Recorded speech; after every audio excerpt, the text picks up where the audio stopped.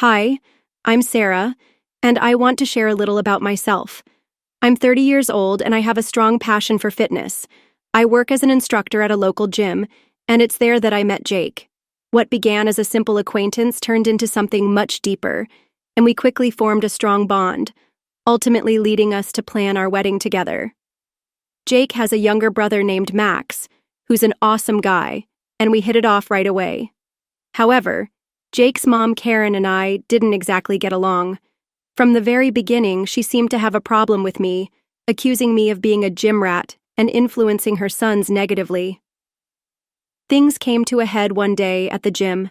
Jake was lifting weights, Max was running on the treadmill, and I was teaching a class when Karen unexpectedly walked in.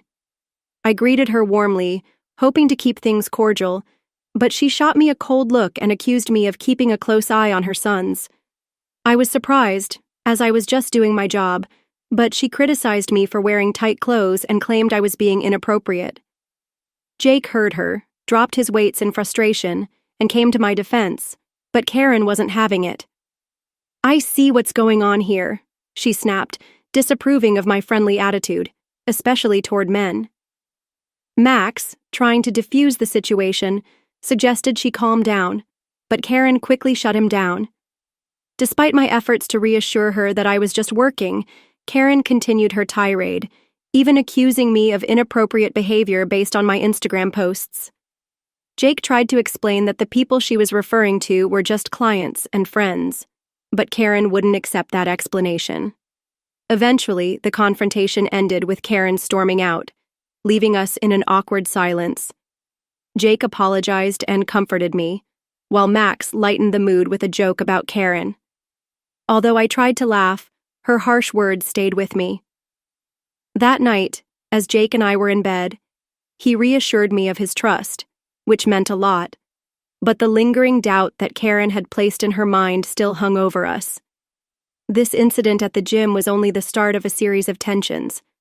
At a family dinner later, the atmosphere was charged. Max tried to ease the tension by asking about my work, but Karen used the opportunity to make another jibe about me flirting with clients. Jake, visibly uncomfortable, asked his mom to stop, but Karen was relentless. "I'm entitled to speak my mind," she snapped. "I've seen the way those men treat you on Instagram, like you're some kind of prize." Her words made my face burn with anger and embarrassment, but I explained again. "Karen, they're just clients and friends. There's nothing inappropriate going on." She scoffed, dismissing my explanation. "Friends, huh? Is that what we're calling it now?" Max tried to defend me, telling her she was wrong, but Karen's gaze only grew colder. "And you, always defending her. What's really happening between you two? Always together, always whispering." Her words cut deep, and the tension in the room was palpable. Jake, furious, demanded, "Mom, what are you talking about?"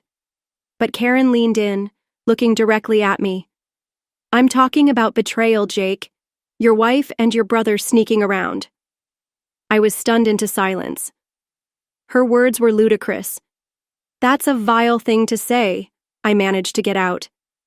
"Max is like a brother to me." Max, visibly upset, added, "Mom, you're completely out of line." "Sarah's my sister-in-law, nothing more." Jake's voice dropped, a dangerous edge to his tone. "Mom, you need to stop. This is ridiculous." But Karen was relentless. "Open your eyes, Jake. I'm just trying to protect you from her." The rest of the meal passed in an uneasy quiet. After dinner, the tension followed us into the bedroom where Jake, shaking with contained rage, confronted me. "Sarah, is there any truth to what my mom is saying about you and Max?" I felt as though I had been slapped. "Jake, are you serious? Your mom's accusations are absurd. You know me, you know Max.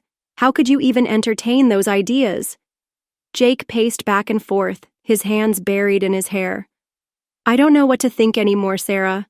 My mom's doubts have me questioning everything." I was on the brink of tears. "So you're taking her side? You believe her over me?" He stopped and looked at me, his expression lost and tormented. "I don't know what I believe anymore. I need some time to think." And with that, he left the room, leaving me alone, wounded and bewildered. Karen's words had burrowed deep, casting a long shadow over our relationship. I knew then that things between Jake and me might never be the same. A few months after that fateful dinner, I discovered I was pregnant. This should have been joyful news, but given the circumstances, it felt like yet another complication. I remember the moment I told Jake. We were in the kitchen, a place that once echoed with our laughter. "Jake, I'm pregnant," I said, my voice shaking. He looked up, his face a blend of astonishment and an emotion I couldn't quite decipher. "Pregnant? Wow, are you sure?" His reaction stung. "Yes, I'm sure. We're going to have a baby." He walked over and embraced me, but even in his hug, there was a tension that hadn't been there before. The future felt uncertain, and Karen's poisonous words lingered, threatening the joy that should have come with our impending new arrival. The air felt tense and unnatural, even more so than usual, as Jake and I approached Karen's house for our regular Sunday visit. With every step closer, my heart sank a bit more, knowing the news of my pregnancy had already reached her ears. As expected, Karen greeted us with a sharp, piercing look. "So I hear you're pregnant, Sarah," she said, her voice laden with skepticism and veiled accusations. "Yes, we're excited," Jake responded, trying to keep the atmosphere light, but Karen's skepticism was palpable as she arched an eyebrow and asked, "Expecting, huh? And Jake, you're sure it's yours?" Jake's face tightened with irritation. "Mom, don't start this again," he warned. But Karen was relentless. "I'm just voicing what everyone's thinking. Your wife has been quite friendly with a lot of men." I was stunned by her boldness. "Karen, are you actually suggesting that I've been unfaithful? That this child isn't Jake's?" I asked, incredulity painting my voice. She just shrugged nonchalantly. "I'm just looking out for my son. A mother's concern is natural," she claimed. Max, who had been silent until then, finally spoke up. "Mom, this is ridiculous. You need to stop." Karen shot him a stern look. "Stay out of this, Max. This is between Jake, Sarah, and me." The visit only spiraled from there. Karen's continuous insinuations and sly remarks made the atmosphere suffocating. It felt as if she was deliberately trying to sow seeds of doubt in Jake's mind. By the time we left, the air between Jake and I was thick with unspoken tension. Back home, Jake retreated into a shell of silence, his gaze lost to the void. I sat beside him, desperate for him to speak. "Jake, please talk to me," I pleaded. He turned to me, his eyes a turmoil of confusion and pain. "Sarah, my mom's words, they're getting to me. I don't want to believe her, but—" "You think I cheated on you? That I'm carrying someone else's child?" I asked, my voice breaking under the strain of emotion. Jake ran his hands through his hair, a gesture of deep turmoil. "I don't know what to think anymore, Sarah. It's all just too much." A single tear rolled down my cheek. This time in our lives, which should have been filled with joy and anticipation, was being poisoned by Karen's malice. We went to bed surrounded by a heavy silence, the chasm between us widening. The birth of our son, Jack, was meant to be a joyful occasion, but the lingering tension from the ongoing family drama cast a shadow over what should have been a perfect moment. After hours of labor, I was exhausted, and Jake seemed torn between happiness and doubt. When the nurse handed Jack to me, his tiny face, blonde hair, and bright blue eyes were a picture of innocence. "He's beautiful, Sarah," Jake whispered, though his voice revealed an underlying uncertainty. "Yes, he is," I responded, trying to push away the unease that had begun to settle within me. The visit from Karen and Max only intensified the tension. Karen's eyes narrowed as she examined Jack closely. "Well, isn't he a surprise? Blonde and blue-eyed," she remarked cryptically. Jake stiffened beside me, his discomfort evident. "Mom, what are you implying?" he asked, his voice tight. Karen simply shrugged. "Nothing, just an observation." Max, holding Jack, shot me a sympathetic glance. He's perfect, Sarah. But Karen's comment hung in the air, a subtle challenge that remained unspoken but felt deeply. This wasn't how I had imagined the early days of motherhood, surrounded by suspicion and conflict. In that moment, I realized I would do whatever it took to protect my little family and try to heal the rifts Karen's accusations had caused. Karen's remark left the room thick with tension. "It's strange, isn't it?" she mused, eyeing Jack with skepticism. "You both have dark hair, and here we have a little blondie." My cheeks burned with anger, but I kept my composure. "Karen, genetics can be unpredictable. My cousin has blonde hair too. It's completely normal." She just hummed in response, her gaze fixed on me, scrutinizing every word I said. After they left, the silence in our home felt heavy. Jake sat beside me, lost in his thoughts, while Jack slept peacefully in his crib. "Jake, please," I whispered, my voice trembling. "Don't let your mom's doubts poison your thoughts." He looked between Jack and me, his face troubled. "I know, Sarah, it's just everything she's been saying makes it hard." I reached out for his hand, desperate to connect. "Look at me, Jake. I've never lied to you. I've never betrayed you. He's your son."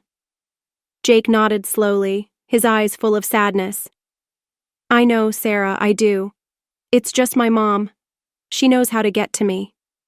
That night, the tension was unbearable. Jake held Jack, gazing down at him with a mix of love and uncertainty. "Jake, we need to move past this," I said firmly. "We're a family now. We can't let your mom tear that apart." He nodded. "You're right. I'll talk to her. I'll make things clear." But even as he spoke, I knew it wouldn't be easy. Karen's doubts had taken root and they were suffocating our relationship. In the following weeks, our home felt like a battlefield. Every conversation, every glance, every touch was fraught with unspoken questions and mounting tension. One chilly evening, instead of being curled up together as a family, Jake paced the room while Jack slept soundly, unaware of the storm brewing around him. Suddenly, Jake stopped in his tracks and turned to face me, his expression hard, his voice cold. "Sarah, I can't take this anymore. We're doing a DNA test for Jack." My heart sank. "A DNA test? Are you serious, Jake?" His face was set, resolute. "It's not just about us, Sarah. I want Max to take the test too." The words hit me like a punch to the gut. "Max? Your brother? You honestly think—" Jake interrupted me, firm and unyielding. "You've heard my mom. There are doubts, Sarah, and they're eating away at me." Fury surged within me. "So your mom's irrational fears are causing this? What happened to trusting your wife?" His response was icy. "This isn't just about trust, it's about certainty. I need to know for sure." Tears filled my eyes as I retorted, "And what if I say no?" "What then, Jake?" His answer was chilling. "If you refuse, you and Jack can't stay. I need to figure this out, and I can't do that with you here." I stared at him, disbelief and anger warring within me. "You'd just throw out your wife and son like that?" He wouldn't meet my gaze. "It's the only way, Sarah." I spent a restless night consumed by anger and despair. The next morning, I confronted Jake again, hoping he had come to his senses. Holding Jack in my arms, I pleaded, "Jake, we need to talk. You can't be serious about this." Jake was distant, resolute. "I've thought it over, Sarah. The test happens or you leave. That's final." I couldn't hold back my tears. "This is insane, Jake. You're letting your mother's paranoia come between us." He remained unmoved. "It's not about choosing sides. It's about finding the truth." I was aghast at how far Karen's influence had reached, threatening to shatter our family under the weight of her baseless suspicions. As the weight of Jake's doubts pressed heavily on us, it became painfully clear that our marriage was faltering under the strain. "What about us, Jake? What about our marriage?" I asked him, desperation seeping into my voice. Jake sighed, his eyes clouded with a mixture of regret and confusion. "I don't know, Sarah. Right now, I just need answers." With a heavy heart, I packed our bags. Jack, innocent and unaware, continued to play as I struggled to hold back tears. We moved to my mom's place temporarily. Once there, I couldn't hold it in any longer. "He's making us take a DNA test, Mom. He's lost his mind," I vented, tears streaming down my face. My mom wrapped her arms around me, her voice tinged with anger and disbelief. "That boy is throwing away his family over some nonsense. You're better than this, Sarah. I don't even recognize him anymore." I sobbed into her shoulder. She held me tight, her support unwavering. "You're strong, Sarah. You'll get through this. We'll get through this together." The doubts Jake harbored not only tore our family apart but also eroded the love and trust that once bound us. Now I was left facing a future riddled with uncertainties, a single mother with a shattered heart, trying to make sense of the wreckage. After days of agony, I gave in to Jake's demand for a DNA test. It felt like surrendering to a storm, but I saw no other choice. From my mom's house, I called Jake to inform him of my decision. "Jake, I'll do the damn test," I said, my voice as steady as I could manage. There was a pause on the other end before he replied, "Okay, I'll arrange it." And Max agreed to do it too. I clenched my phone tighter, anger and resignation mixing within me. Fine, let's just get this over with. A week later, the results were in. My heart pounded as we gathered at the clinic, Jake, Max, Karen, and I. Karen, who had insisted on being there, wore a smug look, as if she had already won. Jake, his hands trembling, opened the envelope handed to him by the nurse. We all held our breath as he read. Finally, Jake looked up, his face unreadable. "I'm the father. Jack is my son." Relief washed over me, and I exhaled a breath I didn't realize I had been holding. "I told you, Jake. I told you," I said, though my voice was more tired, than triumphant. Karen's face morphed into a picture of shock and disbelief. "But how? I was so sure." She stammered. "Yeah, you were sure," Max interjected, his voice dripping with sarcasm. "Sure about ruining our family with your paranoia?" Jake just sat there, the results in his hands, looking utterly lost. "I don't know what to say," he murmured. Furious tears streamed down my face. "You want to say something now? After you put us through hell?" Jake reached out, but I pulled away. "Don't, Jake. Just don't." Max stood, his anger palpable. "I can't believe you did this, Jake. You and Mom, you two deserve each other." Karen tried to intervene, but Max cut her off. "No, Mom. You've done enough. I'm done with this." With those words, he walked out, leaving Jake and Karen sitting there, confronted by the proof of their unfounded doubts. I felt hollow inside. The DNA test had proven my innocence, but at what cost? My marriage, my trust in Jake, it all seemed shattered beyond repair. As I walked out of that clinic, I knew deep down that nothing would ever be the same again. The moment of truth had arrived. I decided it was time to lay everything bare, to confront the situation head-on. I invited Jake, his brother Max, and their mother Karen to my mom's house for one final showdown. The air was thick with tension as they walked in. "Thanks for coming," I began, trying to keep my voice steady despite the storm inside me. "There's a lot we need to talk about." Karen took her seat, her face set in its usual scowl, defensive as ever. "I'm here, let's get this over with," she snapped. Jake looked uneasy, shifting in his seat across from me. "Sarah," he said, "I've been thinking, maybe we can just forget all this and start fresh, you know?" His suggestion, filled with hope but lacking any understanding, made me want to laugh bitterly. "Forget," I repeated, incredulous. "Oh, Jake, you really have no clue." Without another word, I pulled the divorce papers from beneath the table and slammed them down in front of him. His face shifted from confusion to shock. "Divorce? Why, Sarah? I thought we could work through this," he stammered, clearly blindsided. That's when I delivered the final blow, a folder filled with photographs. I tossed it across the table to him, the contents speaking for themselves. As Jake flicked through the images, his face drained of color. Each photo captured him getting far too close to another woman.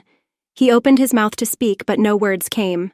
Karen, unable to resist, grabbed the photos from the table, her eyes growing wide with disbelief. "This doesn't prove anything. She's not right for you anyway, Jake," she insisted, clinging to her denial. I was furious. "Oh, it proves plenty, Karen. It shows Jake's hypocrisy.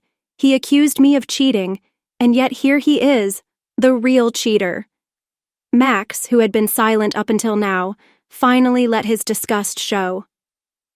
"I can't believe this," he muttered, his voice dripping with disappointment. "All this time you were pointing fingers at Sarah, and you're the one who's been lying." Jake tried to explain himself. "It's not what it looks like," he stammered. Max cut him off sharply. "Save it, Jake. I'm done with you, with Mom's games." He stood, decisively heading toward the door. Karen reached for him, desperation in her voice. "Michael, please." But Max shrugged her off. "No, Mom. You and Jake have gone too far this time." With that, he walked out, leaving an oppressive silence in his wake. Karen, still clutching the photos in her hands, turned to Jake. "You can do better than her, Jake. You'll see." But Jake, visibly crushed by the revelations, remained silent, his face a mask of betrayal and guilt. I faced them, my resolve hardened. "You've both made your beds. Now you can lie in them. I'm done being part of this toxic mess." Karen opened her mouth to speak, but I raised my hand, stopping her. "No, Karen. There's nothing left to say. You've lost a daughter-in-law and a son today. I hope it was worth it." As they left, I felt a strange mixture of relief and sadness wash over me. I turned to my mom, who had been a steadfast pillar of strength through the ordeal. "It's over, Mom. Justice now." She hugged me tightly. "You did the right thing, Sarah. We're here for you always." After the dust settled, the divorce was finalized. The court granted me alimony and compensation for Jake's betrayal. It was a small victory in the grand scheme of things, but it felt like justice. One day, Karen showed up at my doorstep, desperation and guilt etching her features. "Sarah, I need to see Jack. He's my grandson." I stood in the doorway, blocking her path. "Not a chance, Karen. After everything you've done, you think you have the right to see him?" She tried to push past me, but I stood firm, an unyielding guardian to the new peace I had fought so hard to secure. Standing my ground firmly at the doorway, I faced Karen with an unyielding resolve. "I'm his grandmother, Sarah. You can't keep me from seeing him," she argued desperately. "Watch me," I replied coldly.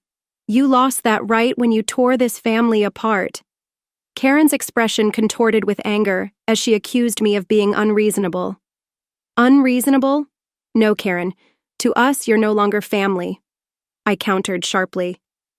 Her departure was lonely and defeated. In time, I learned that Max had left the city, cutting ties with both Karen and Jake. He couldn't stand the damage their actions had caused to the family he had once loved. As for Jake, he made several attempts to reconnect, but each one I rejected. "You have your mother to thank for all this," I told him curtly during one of his calls. "Don't bother calling again." Left to deal with the fallout alone, Jake was forced to confront the consequences of his actions, with only Karen by his side, the woman he now blamed for everything that had gone wrong. Life slowly moved forward. I focused on raising Jack and advancing my career, putting the pieces of our lives back together. My mother was a constant pillar of support, helping me navigate the challenges of single motherhood. One quiet evening, with Jack peacefully asleep and a cup of tea in my hands, my mother sat beside me. "You did the right thing, Sarah. It wasn't easy, but it was the right decision," she reassured me. I nodded, feeling the weight of everything we had endured. It's just us now, but we're stronger for it. The betrayal, the lies, the heartache, those were now behind us. Ahead, there was a future filled with hope, a fresh start waiting for us. Jake and Karen had become part of a past best left forgotten. This was our time, our chance to rebuild, and I was ready to embrace it fully, knowing the strength and resilience my mother and I shared would guide us through whatever came next.